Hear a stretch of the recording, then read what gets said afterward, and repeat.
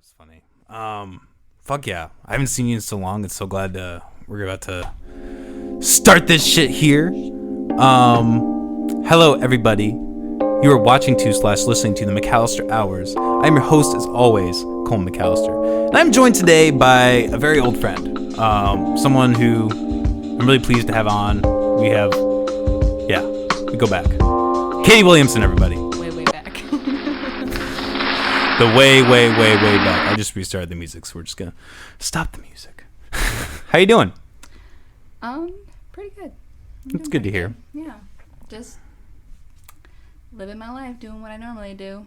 You know, being a mom and whatnot.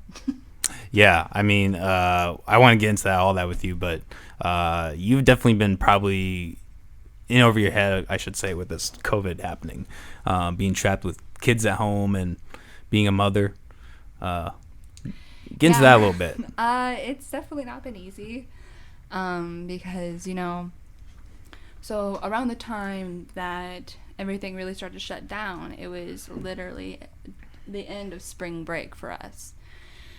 And so, my stepson, he never went back, so I had to quickly jump into this role of somebody that has to teach, and, still be a mom and try to balance, when I want to just be like, oh yeah, go ahead and go play, they're at home, like take this time, be a kid, but also realize that, his education's important, and now that I'm in charge of that, but also having to do that on top of having, at the time, he was not even 1 year old, my son. It was a lot to balance because a lot of times their schedules kind of they don't really meet up. Yeah, no, definitely not. And so one's trying to eat, the other one I need to help him with his math. Then he doesn't want to read, and then I'm supposed to put this one down for a nap, and it got really crazy, and it took a toll on me, to be honest with you. It was very, very hard. We got through it as a family. Yeah, I mean that is a big challenge for like the modern family. Is like, it's not like the regular everybody's doing the 8 to 5 kind of shit, and they all get to sit down at home. Like in your case, where your boyfriend works nights a lot, right? At his job. So I mean, well, yeah. At that time, yes, he was. All right, okay. So I mean, at whatever time. I mean, that's difficult. That's difficult for a family to try to balance all that. When kids are going to school. So yeah, I congratulate anyone who's able to do that. Yeah. Able to keep fighting those battles with the kids. I do definitely want kids at some point, but I'm gonna be glad to wait for a little bit here. Yeah. When I got pregnant with Orion, I of course was already involved with my boyfriend, and we've been together for a little bit, and so I had Brayden around, my stepson Brayden, and he he was a good, I guess, small introduction into motherhood, if you will. But of course it's completely different because I birthed Orion, so like you get him from start to now or present and until whenever, whatever that means. But yeah, so it was a little bit different. It was difficult, but yeah, no, we were just joking about this the other day, but it's like Oprah said, it's the world's hardest job, being a mother. Yeah, it's a 24-hour job. It definitely is. Especially when you're a stay-at-home parent. I won't just say, I mean, of course I'm a stay-at-home mom, but there's dads out there that do that, and it's not for the weak, I'll tell you that much. It's very stressful. There's oftentimes you don't get a break, and then you get this sense of guilt that once you do have a break, that you don't deserve it, that you should be doing something else for the family, you should be doing something for your kids, like how dare you, you're so selfish for taking this time to yourself. That's definitely something that's like in the back of my head, that mommy guilt that I get, and it sucks, but I gotta keep telling myself, and of course my people around me, like Peter, my significant other, and my dad and my sister, and just my support group always tells me, like, no, you work hard So you deserve this time to just take it to yourself and, you know, go take a drive to Hy-Vee by yourself or go take a nap or whatever it is. So Yeah, no, it's good to have those releases, healthy ways to cope with shit. So before we started rolling the cameras, you were kind of going into a rant about sage, and I figured it was very interesting. You were kind of going to all the different kinds of sage. I knew this was a mix, but I'd always just believed this would just be a stick of sage, and Katie was educating me here on what it really was. So as I light it, why don't you attempt to light it anyways? I'm not a fucking expert, but why don't you... what goes into this? What is this? I mean, I couldn't tell you everything that was in it. There might be things in there that I can't see. I'm not sure. I didn't see the package that came in. But from what I could tell, it looked to be like juniper. So it's a juniper bundle. And there might be some sage in there. But they sell all kinds of different bundles. It doesn't necessarily have to be sage. They have cedar. Sometimes they'll have cedar and sage. And there's different kinds of sage, too. So there's like white sage and I'm familiar pretty much only with white sage just because of my my background. Yeah. But there's definitely, what I was mentioning is that there's definitely a movement going behind not taking from closed practices, meaning, so like in the witch, pagan, Wiccan community, and those are all three different things. Mm-hmm.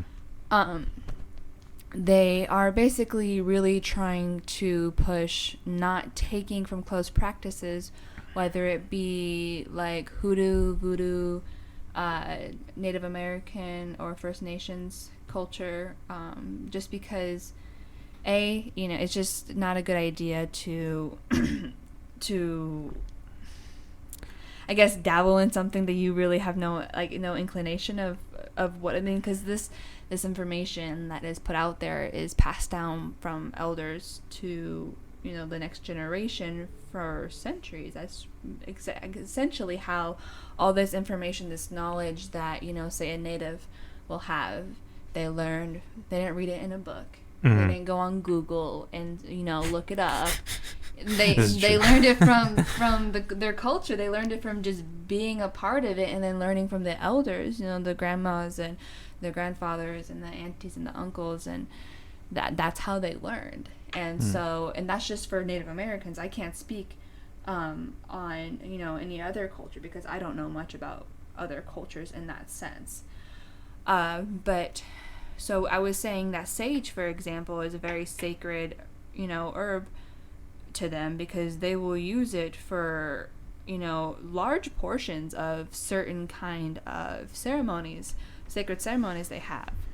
So this is the natives use it for sage. And I'm speaking because my family, just for the sake of people who are watching, my family was indoctrinated into Native American culture and spirituality when I was very young.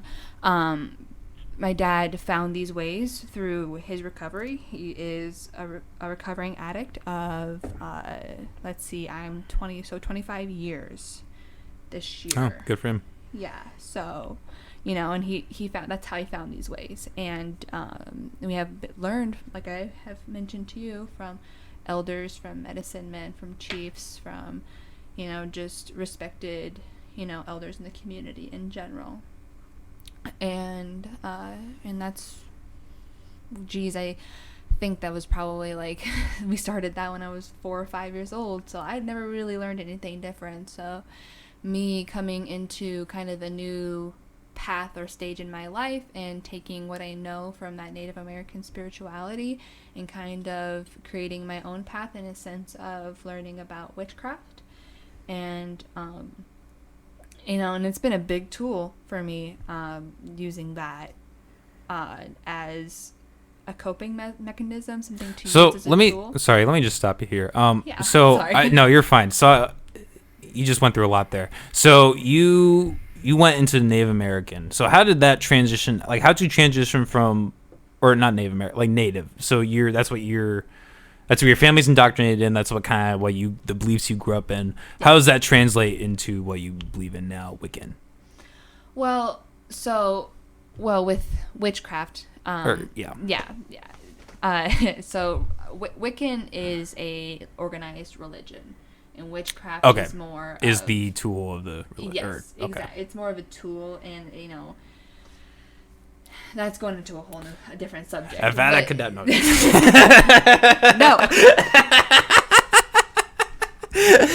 I'm a witch, Harry. I'm a witch.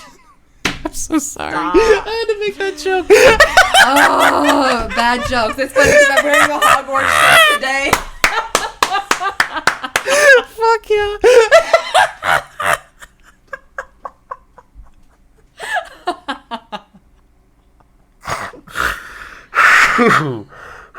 No, we don't discriminate here in the McAllister Hours. That's ridiculous. Katie, continue. Sorry. So there actually are the core beliefs of witchcraft is essentially right on par with my beliefs with with my spirituality through what I grew up with, that Native American practice. It's about being one with the earth. It's about respecting what's around me and understanding how everything is connected in a way. And it talks about on a more like metaphysical level of like energies and and like spirits, if you will. And so it's almost parallel. You know what I mean? Because there is more basis, I would say, to Native American belief system, because that is a whole spirituality, whereas there can be, a Native American witch, there can be a Christian witch, there can be, and that's another controversial topic in itself. I was going to say that they do exist. And we don't discriminate in the McAllister house, so they do exist. There can be atheist witches, there can be. Now, I'm sorry, I don't know if that atheist witch that kind of they do exist. That so seems they like don't. that They don't kinda, actually. So atheist witches, from my understanding, they don't talk about so much of like a higher power or believe in a higher power. They believe in the power of self. So they believe in the power of manifestation. So what you put out into the universe, because what you say, your brain will believe anything that you tell it. So if you say I'm stupid, I can't do anything right, I'm a loser, then it's going to say, oh, okay, you're right, you are a loser, you are stupid, you are whatever, and that's gonna be what you're presented in your life, because it's all about what you perceive.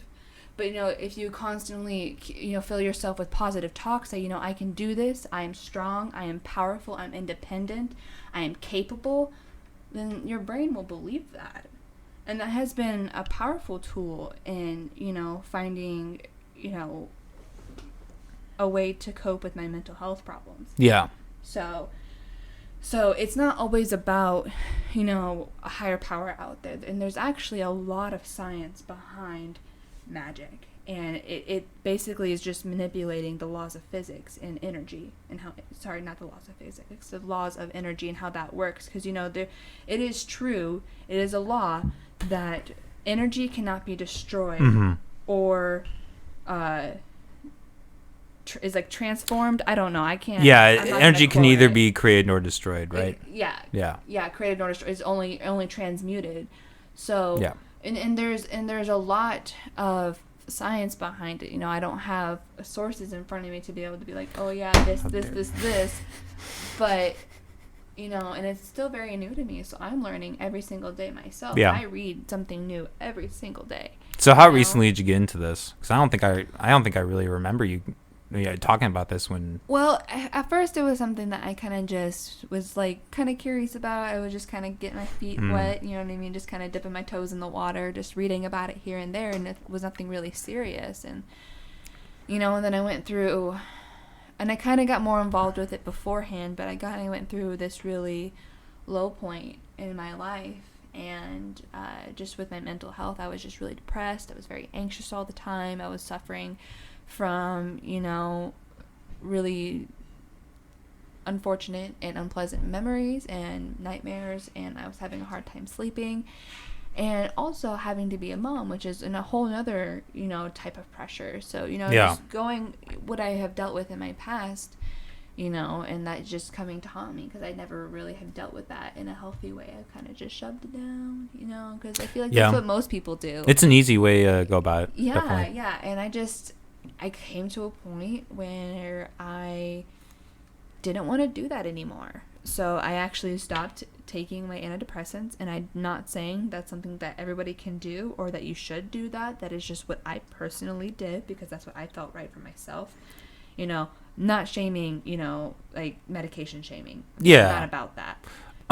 Sorry, I don't mean to interrupt, but I will like kind of add on to that. Is I agree. Yeah. Like I've definitely been on a lot of medications and I felt a lot better since I've been off them. So, you know, when you go to a doctor and you're sick, the point is to like get to a point where you're feeling better, not so you can keep being dependent on that supply. Yeah, and so that should be the goal anyways. Yeah, and again, that's not for everybody because some people have, you know, situations where they unfortunately can't do that. I'm sure maybe they'd like to, but, you know, everybody's different. But for me, what I was choosing to do was do something different for myself because I was thinking in my head, the way I'm doing this is not working. You know, at that time, I had gotten into going to therapy for the first time in my life, which I am very, very thankful for. It has helped me grow so far. But so I believe this all happened, I want to say it was like early this year, like maybe February, like very early. So it's not been very long for me whatsoever since I've really dove into this. But, you know, I just got to a point in my life where I have to do something different because, yeah, I'm going to therapy, but it's just not enough. Some things just needs to change. And so I just kind of took a leap of faith and I told myself if I'm really going to change, you know, if I'm going to heal and fix myself and work through my problems, then I have to be able to see my problems. You know, they can't be masked. They can't be, you know, I can't be, I guess... Yeah, you can't be trapped or, you know, not able to. Yeah, I get that. Yeah, it's hard to articulate what that feels like unless you've like felt that. I not to sidetrack, but I am curious. So, did you continue to do therapy throughout COVID? Yeah. And did you do online or? No, actually. Most people were doing telehealth, but at the time that I didn't have internet, so that was an unavailable option for me. So I've just been on, like, she just calls me. So it's over the phone. Time. Yeah, so I just call her over the phone, and at first it was a little awkward, you know, because usually you go to therapy and you're sitting in front of somebody because that's kind of half of therapy. They want to see your physical body reaction because, you know, I'm really good at making my voice sound like everything's fine, but like if you were to get me in person, like I'm usually like rocking back and forth, like messing with my fingers or whatever nervous tick I got going on. I promise you I got at least 3 or 4 of them. So, you know, it's been a little bit weird, but it's helped, and it's also pushed me to be more independent in my battle. I guess I will categorize it or say it as, you know, because depression, you know, it's depression and anxiety when that's coupled together is. Yeah, they usually do. Yeah, they usually are coupled together. Yeah. No, I that was kind of for me too. I would say that I was kind of getting to a point towards the end of my therapy, like before COVID hit, that I was getting better, but like really kind of, it got to a point where I was able to do it online over the, and, you know, at first I just said, nah, I'm good. And then it kind of just was, it kept being this whole thing where it's like, no, we want to do it over webcam, etc. I'm like, I just wasn't, it didn't seem like effective to me. Cause for me, a lot of it's being in the room with that person, you know, like you said, reading off those kind of cues and all that kind of stuff. I think that is healthy for, that kind of thing. So, so I guess like kind of go, you know, when you say you are into witchcraft and you're Wiccan, what's the difference between what it really is for you and like what the stereotype is? Like the, you know, a lot of people probably confuse it with Satanism, etc. It's not, you know, Satanism. Like 90% of witchcraft is literally just I'm reading books, spending an absurd amount of money on jars. Because you keep your herbs in with your jars, and you have we have spell jars. You know, you have all kinds of things that you'll use jars for in your craft. And, you know, it's a lot of times it's just spending time outside, you know, in nature and being one with the earth. And, just feeling connected and trusting your intuition and basically manifesting positive things in your life. You're just directing your energy towards something that you want versus just letting it, kind of just do whatever. It's just, think of it as, and it's a lot of meditation. That's kind of what I was going into. It's just kind of learning your own body's energy, because everything is made up from energy. And so your entire body is literally like just a huge ball of energy, and it's just being able to recognize what that feels like inside, being able to try to calm. And there's so many different kinds of meditation. A lot of times people will use hyperfocus as a form of meditation. So like, say, when you do your paintings, or when I color in my coloring books or whatever, that's where a lot of my meditation will come in. Just being so hyper focused on that one thing that my entire mind goes blank. And it's not so much like nothing's happening in your head kind of blank. And I think that's kind of oftentimes the misconception of what meditation is. It's about being able to detach yourself from what's going on inside your head, and being an observer of your own thoughts. I've heard it's been described as, and I kind of want to ask you this, I've heard it been described as almost hallucinogenic. When you don't think so? I mean, it can be if so. There is this I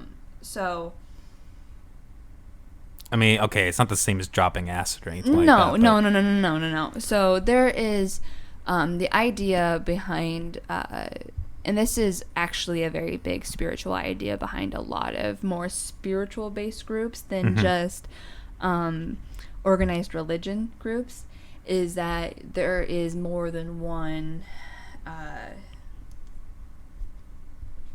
plane in this world. So there is like so there is like like dimensions, kinda. Okay. I mean, if you want like the idea. Well, I was listening to something kind of interesting today about dimensions, but like the idea of dimensions being that like they're different. It's like the same reality, but there are different parts to it. Yeah. So it's like the same time, but it's just split into an infinite amount of possibilities. This kind of where that Rick and Morty multiverse theory comes into play. That's the best way I can kind of that's like it. That's the common and then this is where it's completely oddly misconceived in this movie, but another way that I can explain this to you is through a movie. Have you ever seen Doctor Strange? No. It sounds familiar. Okay, well, Molly, do you want to pull that up? Doctor Strange, see a poster of it maybe? See if it rings a bell. It's with Benadryl Cumberbatch.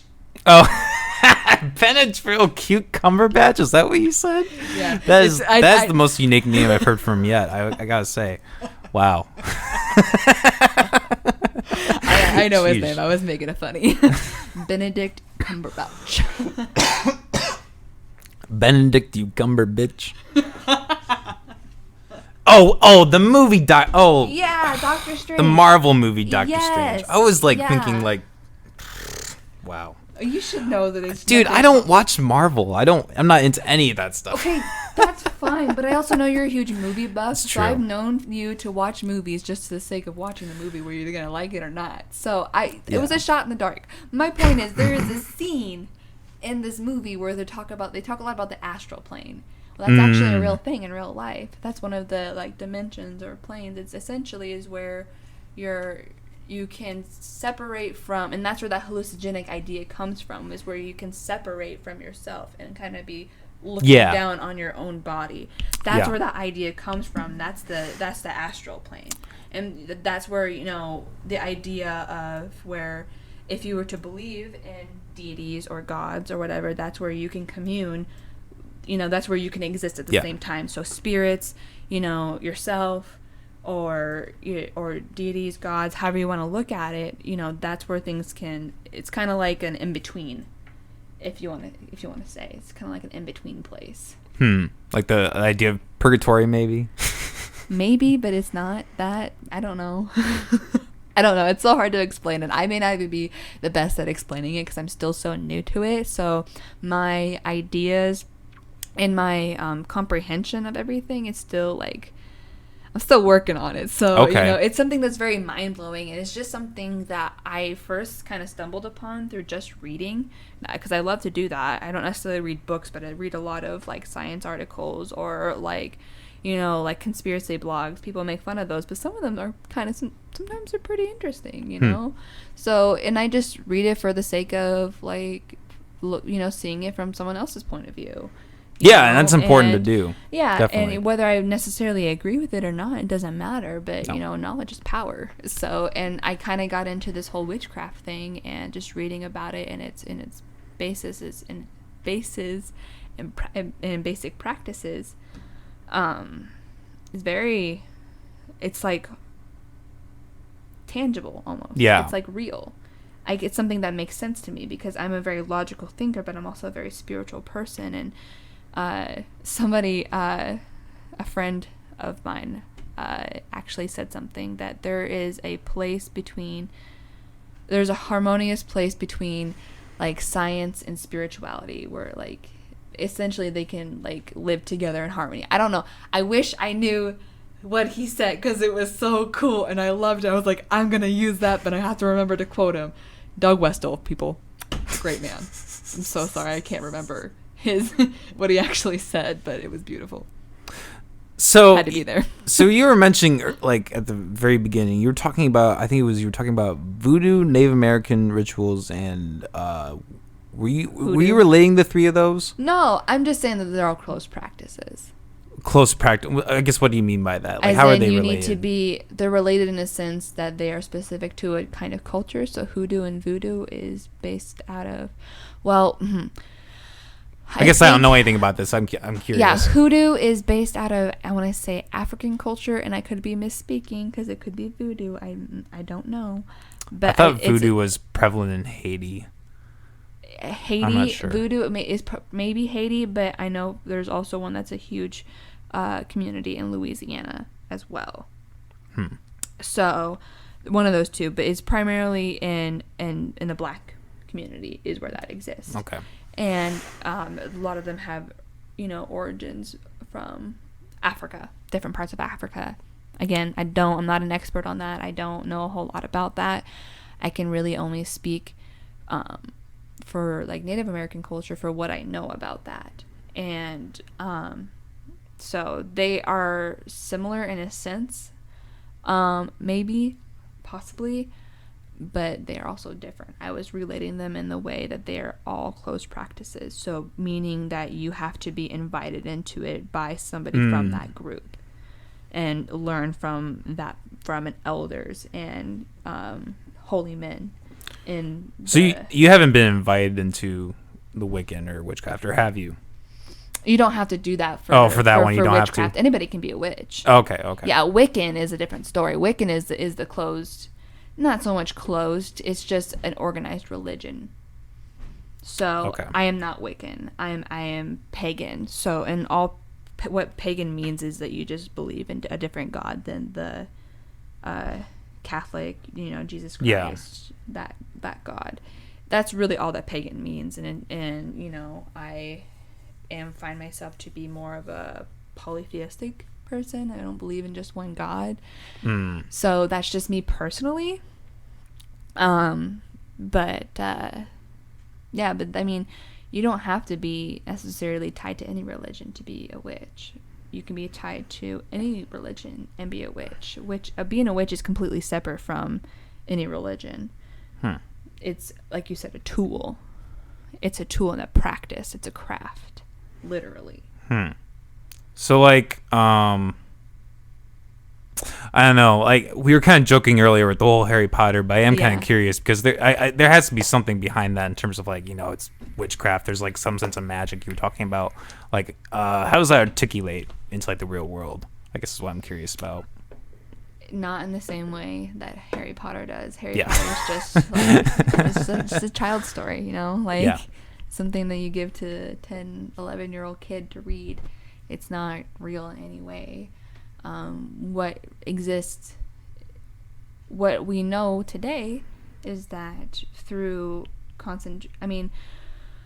because I know you have heard the spiel of, you are not your body. You are, the whole idea of having a soul. I know that you may not necessarily agree with that personally, but... No, I'm familiar with it, yeah. Yeah, but I know you're familiar with that argument.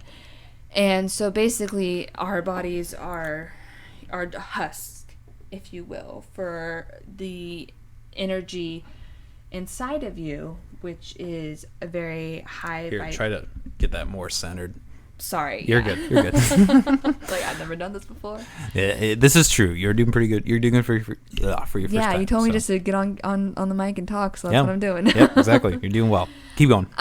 So the idea is that our souls are really just high vibrational, strong, energetic beings that, exist in this, physical world, in these bodies to have the human experience. And it's just, another step in our spiritual journey as, these eternal beings. And that's kind of the idea of where, like, your soul comes into play. And that's kind of what plays into the idea of a lot, not all, but a lot of witchcraft beliefs. Okay. And the idea is that having that such energy, and you can use that and manipulate it in a way. So essentially, like you say, I was talking about earlier about the laws of manifestation. What you put out in the world is what you present to yourself. It's how you perceive things. So it's just that kind of idea, and that's just a one way that you can, I guess, manipulate that energy, for example. You know what I mean? So interesting. There's so much. There is infinite knowledge behind this. It's one of the oldest practices. There was witches far before any kind of organized religion. There's also a sense of, witchcraft-like practices in a lot of those ancient civilizations and also spiritualities. Like in what way? Just like ceremonially? Or? Yeah, ceremonially. Okay. Yeah. You could say that a prayer is some sort of a spell. You could say that something that I was taught growing up by my father and other elders is that, everything you say is a prayer. And that's kind of the idea also coupled with the laws of manifestation. Anything you think, whatever you feed yourself, whatever you feed the universe is what is going to be presented in front of you. You know what I mean? So you say, well, fuck this, fuck that, I hate the world, my life sucks, that tends to be the person that runs into a lot of problems. But, you see people who may not be having the best time, but they're sure as hell trying, and they're, keeping their chin up, and, those are the people that you tend to see, move forward. And so I've seen it in my own personal examples and in life. And so it's just something new that I'm following and learning about. And, who fucking knows, man? Yeah. I'm not going to pretend like I have everything figured out in the world. That's why I spend so much time, I think anyone that claims that they really know, I think they're kind of full of shit. Oh, yeah. I think any humble religious or intelligent person can admit at some point that they don't know something. Clue. They're supposed to act like they do, but they can admit it. It's like, do you? Yeah, that's. Yeah, there's difference between confidence and complete arrogance and denial. There is definitely a thin line, but there's a line. It exists. This is true. I do want to talk to you about some other stuff, but I guess kind of the last thing I had about your practices and all that. I guess me being kind of an atheistic minded person, I might not agree with a lot of what you say, and I personally don't really know a lot of people who practice that. I guess what do you have to say about, or say to people who might have criticisms towards all that? I urge them to learn about it before they want to say really anything about it. There's a lot that you maybe identify with that you may have no idea. Yeah. But I can tell you that a lot of the times it's got nothing to do with Satanism. A lot of it are people just trying to make this world a better place. And before you criticize it, maybe like look in the mirror and check out what you're doing for your neighbor. You know what I mean? Self-reflect before. Yeah. Like, educate yourself. Don't be ignorant, man. No, It's not cool. Yeah, no, it's a good message to be open-minded and all that. Yeah. One of the things that I think you and I have found a lot of commonality in is our experiences with mental illness, both I think with ourselves and with people close to us. I don't know how comfortable you are. You don't need to give specifics, but I don't know. I think that'd be something that we could explore, maybe. Yeah. Discuss. I told you I'm an open book. Yeah. And that's why I do know that about you. You're pretty. You ask me a question. It might be embarrassing, but I'll answer it. So I think the disorder in particular that we both have probably experienced in personally is borderline personality disorder. Mm-hmm. I don't know. For people who might not know what that is, do you want to describe that? Putting you on the spot, kind of. If you don't want to, I can.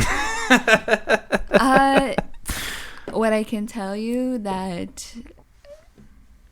No, you can say that because I don't want to say something wrong. I'm sure maybe you might know more of the technical things behind it than I do. Well, essentially, it's. I mean, a really good way to describe it is it's like bipolar on crack. It's really just the idea of like going up and down and up and down. The hot and cold. The hot and cold, exactly. Yeah. When it from what I understand, a lot of people have bipolar. They go on these.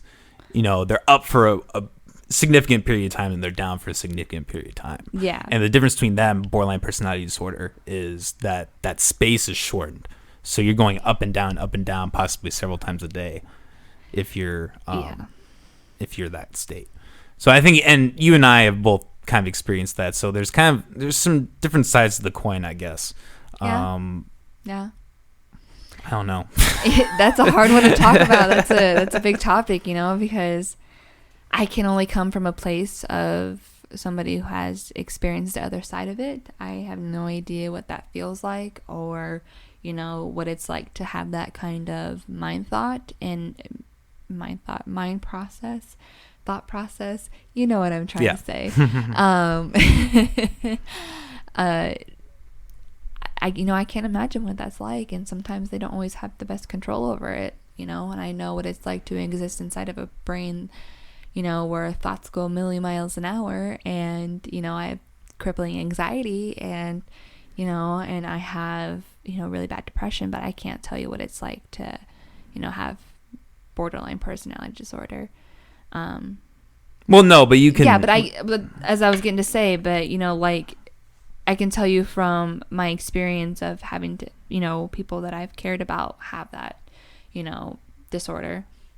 And it's hard, because you want to keep an empathetic, mindset, and you want to support them and be there for them and, be whatever. But it gets to a point where you're kind of turned into a punching bag.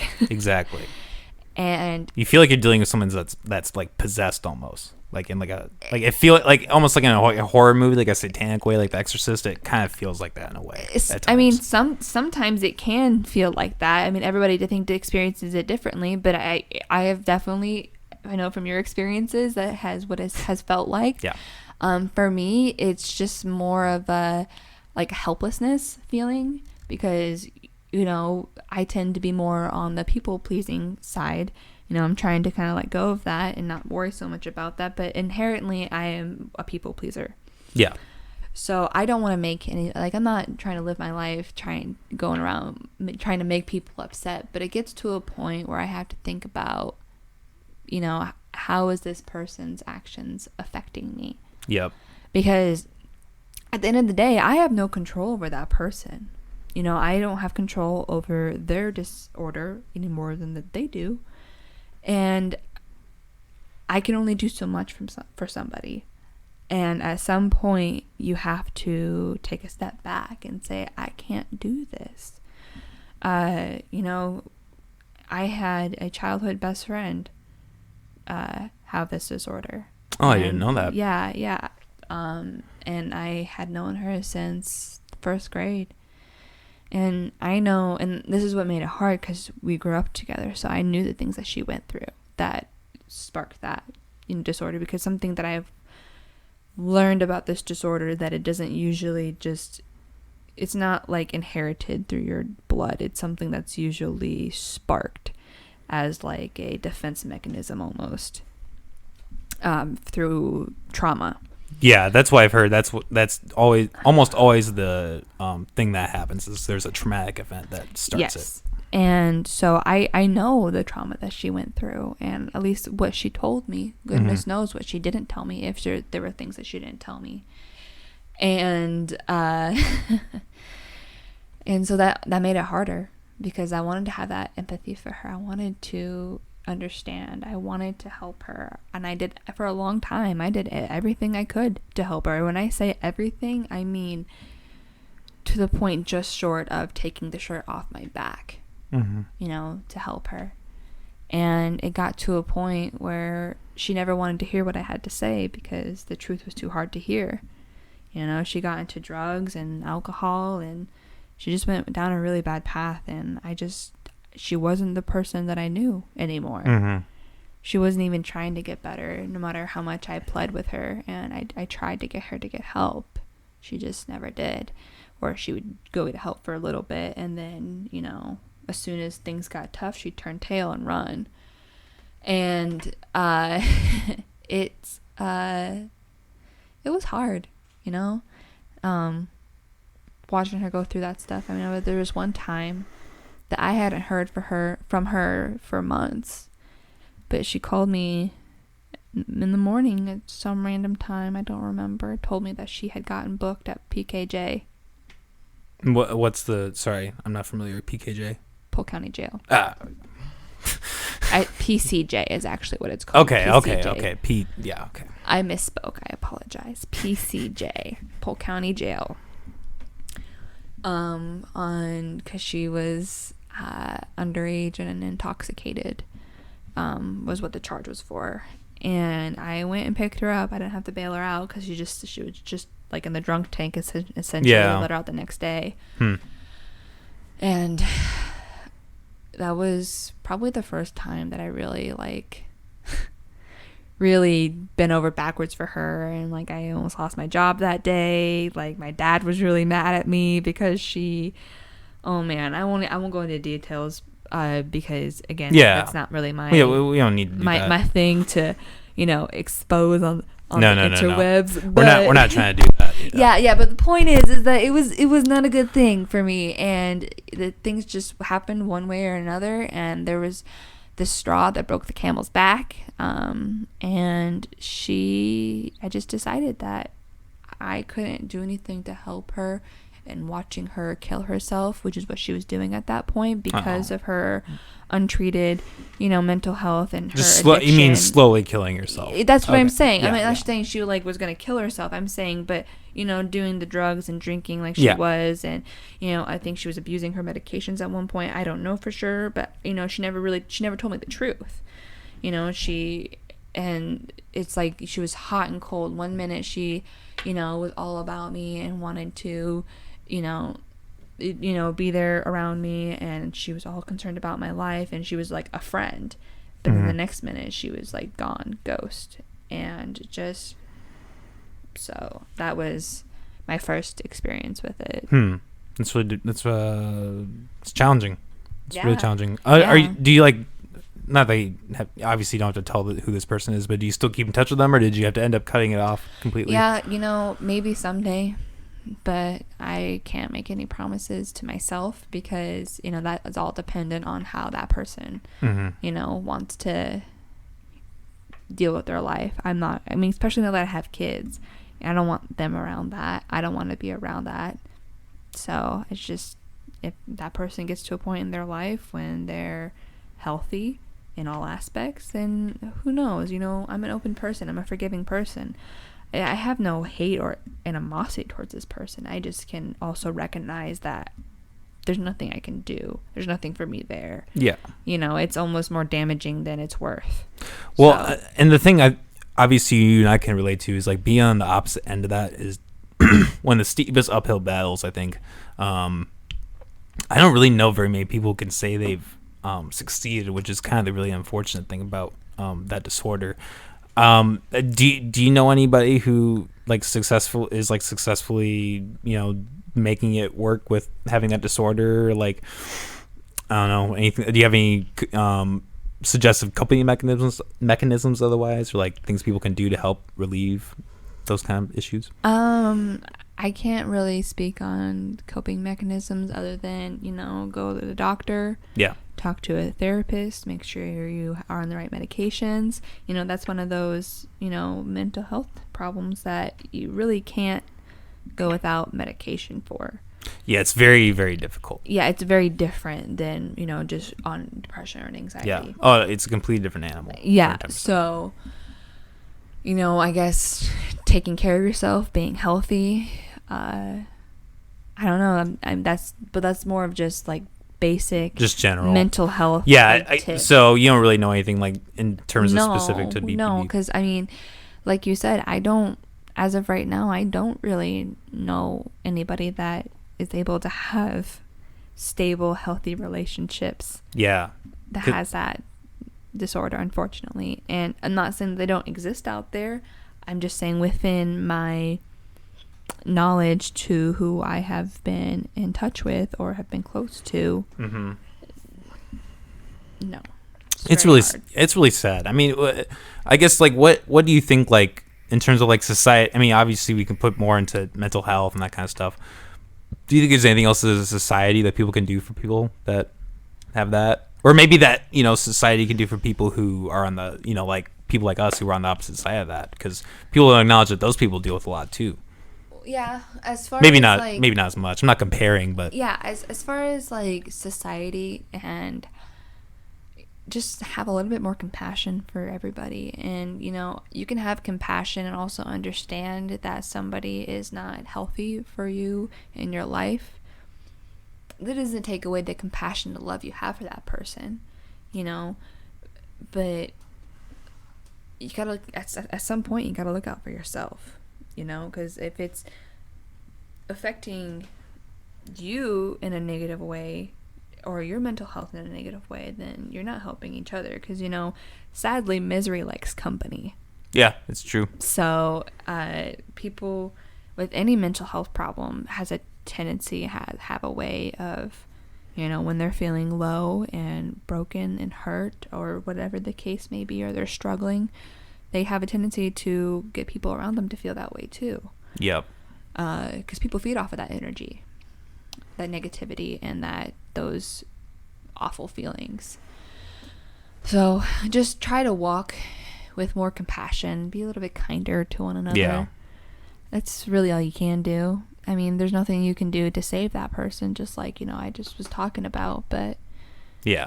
And that's kind of the issue with those kind of disorders, like, you know, or like even like bipolar, schizophrenia, which are kind of in the same family class, or, you know, class of disorders, I should say. It really is about the person helping themselves more than anything else. Yeah, and that's the really tricky part about it. They have to be committed to making change, and that goes with anything, you know, and that can be said with pretty much anything. Yeah, but that one especially, just due to the fact that I feel like that disorder specifically, it's so much about latching onto other things and other people. Yes, you know, that's like the perception. They are very susceptible to codependency. Yeah, 110%. It's really easy to get into that. Yes, and you have to realize that you don't need anybody else to live your life. So I've been guilty of, you know, the codependency, and that's something that I've been trying to really step away from, because when you start feeling like you can't exist without somebody else, and realizing that you have no control over anybody else other than yourself, and then living in that constant fear of like losing your other half or your other part of your soul, is just not a way to live. Yeah. It's not. Like, I like to tell people that it's not that I need you around, it's that I want you around. And that is the true blessing. So that's what I like to tell people. That's a great no. I think, just being as mentally strong as possible. And, at the end of the day, it really does come down to you yourself, getting yourself out of a situation. You can't rely on anyone else. Yeah, I mean, you got to be a warrior. We all face our own battles. And, some people put on uniforms and go overseas and fight wars. And then there's people like us who live in the civilian and have to deal with the day-to-day life. I mean, it's all about, again, perspective. Yeah. I'm a warrior in yoga. Oh, yeah? Yeah. Yeah. Let's do the warrior pose right now. No, right now? Yeah, warrior one. Isn't it? I'm probably wrong. Isn't it this? I have no fucking clue. I think so.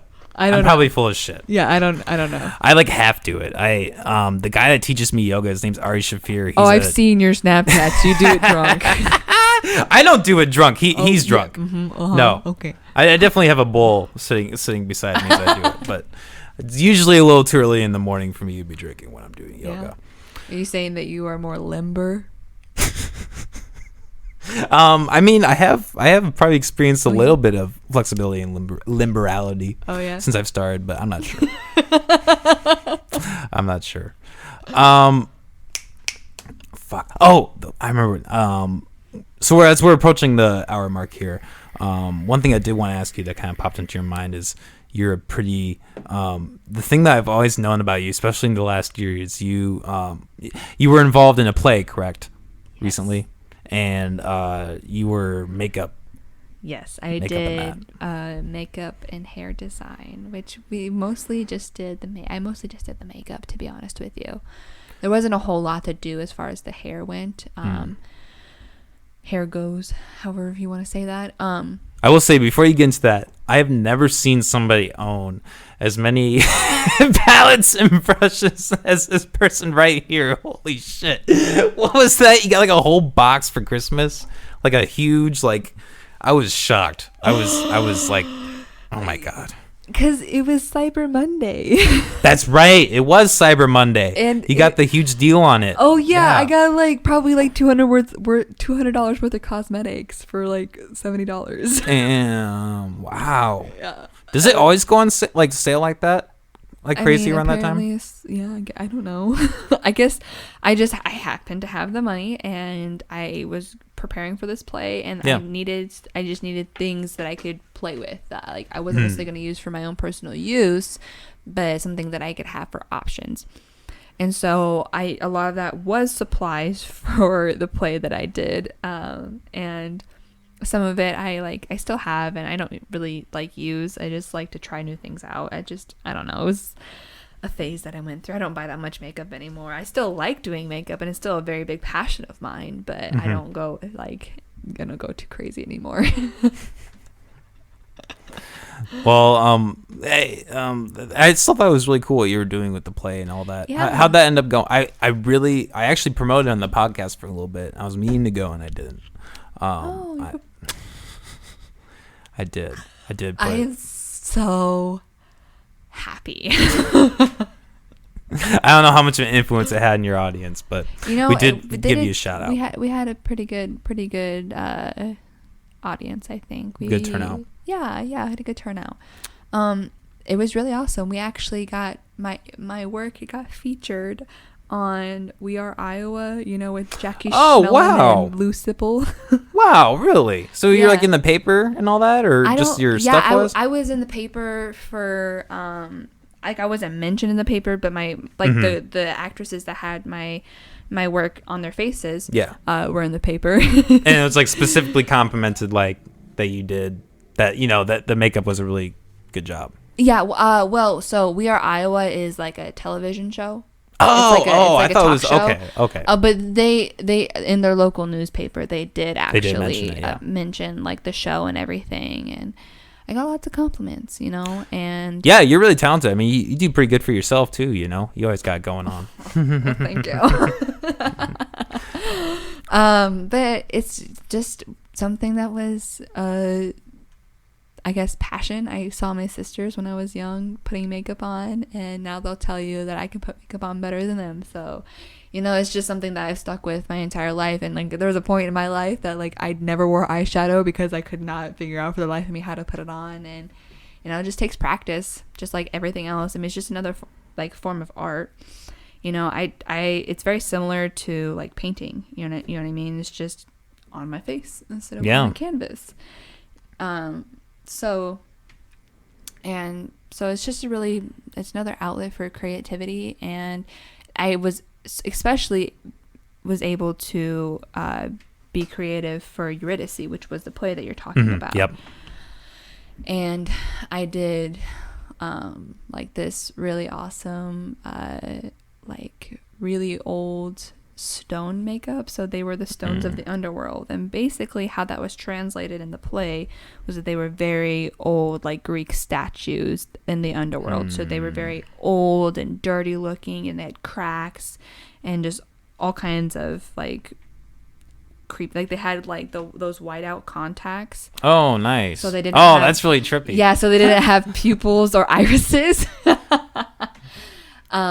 And like they were in morph suits, and then so I did all, like, their entire face was in their neck and like behind their ears, and their ears behind their ears was all gray, and then I made them like extremely chiseled, you know, like to have like very statuesque features.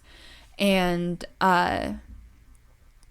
what was special about them was their cracking, though. Each one had specific characters. So the play took place in a single, like, it was just one scene at all times. So it was always the same background. There's a special term for that, but that word is escaping me at the moment. One setting, one act. I don't know. It's not a one act. No. Not one act. I don't single know. setting. I know what you're saying. Yeah, it was a single set. Like they didn't really have a whole lot of transitions for the set. And it was an abandoned nursery. And so they were meant to look like old abandoned toys from Chernobyl, actually. Like that was like the idea of like the creepy like abandoned look that the director Chris Williams was going for. And so my job was to take these 3 stones, and their names were Big Stone, Loud Stone, and Little Stone, and basically give them life. That was my job. And I worked with the costume designer a lot on this, and each statue had adornments, meaning they had special like extra things put on them to like make them look like this specific toy. So like the Loud Stone was one of those monkey things that do this, one of these things, and the Big Stone was the Loud Stone was like a Jack-in-a-Box monkey thing, and then the Big Stone was like, I don't even know what the Big Stone was, I forgot. And then the Little Stone was like a ballerina. It was like a porcelain doll ballerina kind of looking thing. And so, and their crackings were specific to those. Okay. Trust me, I had to think outside the box. Don't get me wrong. Like, no, it sounds like you put a lot of thought into this. They did not make this easy for me, for it being my first like position as director of makeup design. Yeah. They definitely like put me to work and tested my limits and definitely pushed me past my comfort zone. Like it turned into special effects makeup, essentially, is what it was. And you know, for my first crack at it, I did a pretty good job, I want to say. Well, hey, I'm gonna pat myself on the back. Well, hey, good for you. That's a hell of an experience to do that, like in that kind of setting. Did you like, were you able to like network or like get like, you know, meet people through that experience too? You know, it was a completely volunteered basis thing. I was doing it as kind of like, it was like a favor to the director, Chris. He was actually my coach and mentor all throughout high school, during Iowa High School Speech Association, or IHSSA. Yeah, I was a part of that. Yep. So he was my mentor because I'd always did improv and acting and one acts and those like theater based around the speech aspect. I was around the theater based part of it, and he's taught me everything I know. And so, and he had went on in his career of directing and acting, and it was for the Carousel Theater Company in Indianola, so it's a community theater. So really, I got to meet just different actors and theater enthusiasts in a different community than what I had been familiar to. Mm-hmm. And that was an experience in itself. And, Yeah. And I got, some, obviously, like I said, I was featured on We Are Iowa. My work was in the newspaper. He gave me an awesome recommendation letter for when I, maybe need that for, he actually wrote it for me so I could use that for applying to Aveda to be an esthetologist, which is like makeup, but mostly like skincare and stuff like that. Okay. Yeah, like doing facials and waxing and stuff like that. Well, so you say that you still do this? Are you kind of stepping back from it, or? So what? Well, COVID happened, so that kind of took everything out. So they liked my work. Everybody was very impressed from what I understood, what I was told about how I performed and my professionalism and how I, and basically what I was able to produce in my creative ideas, that they would possibly want to work with me again. So I basically told them that, if they want somebody to do that, then by all means, I'm around. But it's not like an exclusive thing. Yeah. I really just did that as a favor, and also just to kind of like have something for myself. You know what I mean? Because I missed being a part of that atmosphere in the group, and just going to practices and being able to express that part of myself that I don't get to do on a regular basis. Yeah. It was a nice outlet during that time when I was going through that really like down part of my life with my depression and whatnot. Yeah, I mean that sounds good. It sounds like a good way to get a break from the kids, right? It was, yeah, especially towards the end. So like a lot of my stuff happened off scene. Like I wasn't really there towards the end, and then towards the end I was there all the time. I see. And so it was like a little vacation. Well, hey, that's nice. It was nice, but it was also hard. I missed my kids. Yeah. Well, hey, that's a good quality to have of a mother, Thanks. Missing the children every once in a while, at least. I'm just kidding. Yeah. All right, everybody. This has been fun. It's been good to have you back. It's been good to see you again after so long. It's been like 6 months. Yeah. You've been busy. Shit's been crazy. A long time, yeah. Well, it's Katie Williamson. It's been a great time. Next episode, we're going to have local artists Lolo Savage and D-Lo the Don on. It's going to be really cool. It's going to be a fun time. And stay tuned for Field Trip happening August 14th and 15th as a local venue, hip-hop EDM kind of concert. So tickets are available for that now. I'll probably be there. Yeah. Hope you guys all have a good day and a good night. Hope you guys all been chilling while you've been listening to this. And peace out.